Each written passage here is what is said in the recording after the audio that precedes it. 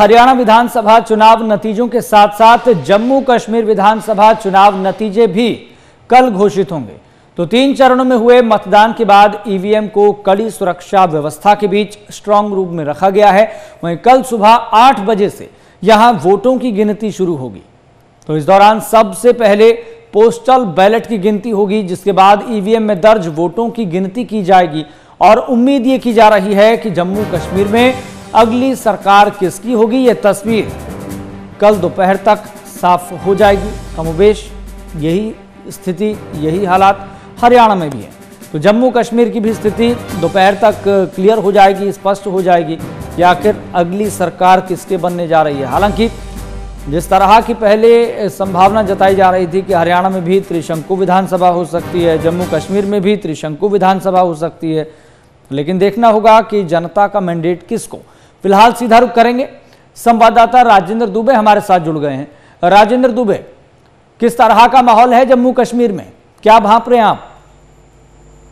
देखिए जस्ट बिल्कुल बता दूं आपको कि कल मतगणना जहां पर मतगणना होनी है, उससे चलते अगर देखा जाए तो पूरे जम्मू कश्मीर के जो हालात हैं वो काफी ज्यादा जहां पर देखने को मिल रहे हैं। लोगों में काफी ज्यादा उत्साह है, क्योंकि 10 सालों के बाद अगर कहा जाए तो जम्मू कश्मीर में सरकार जो है वो जहां पर बनेगी। अगर जम्मू की बात की जाए तो जहां पर ज्यादातर भाजपा और कांग्रेस के बीच में जो टक्कर है वो देखी जा रही है। वहीं अगर कश्मीर की बात की जाए तो वहां पर पीडीपी और नेशनल कॉन्फ्रेंस में जो है वो टक्कर वहां पर है। परंतु वहां पर कश्मीर की अगर कहा जाए तो थोड़ा सा समीकरण बिगाड़ सकता है, तो वो है इंजीनियर रशीद।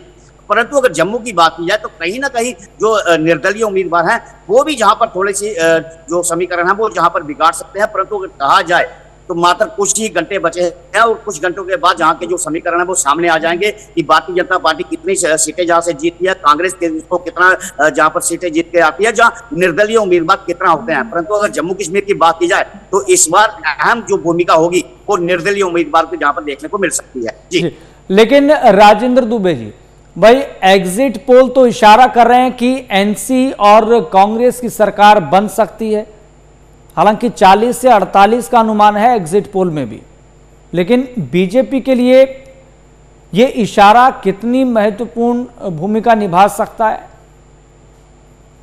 देखिए जस्ट बिल्कुल आपको बता दूं कि जिस तरीके से जहां पर एग्जिट पोल आ रहे हैं कि जहां पर एग्जिट पोल में कहा जाए तो नेशनल कॉन्फ्रेंस और कांग्रेस जो है वो सरकार बनाती हुई दिख रही है। परंतु अगर कहा जाए तो जम्मू की अगर बात की जाए तो जहां पर तकरीबन जो एग्जिट पोल जहां पर बता रहे हैं 20 से लेकर 30 के बीच में जो भारतीय जनता पार्टी की जो सीटें हैं वो भी वहां पर आ सकती हैं। परंतु अगर एग्जिट पोल जहां पर पूरी तरीके से क्लियर जहीं आते हैं तो साफ तौर पर होगा निर्दलीय उम्मीदवार।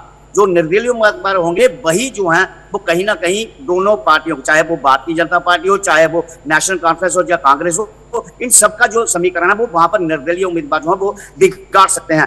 परंतु अगर कहा जाए तो जिस तरीके से एग्जिट पोल वहां पर आ रहे हैं, परंतु अगर साफ तौर पर है कि उम्मीदें बहुत ज्यादा जताई जा रही है कि आने वाले समय में जहां पर किस पार्टी की सरकार जो है वो वहां पर बनती है।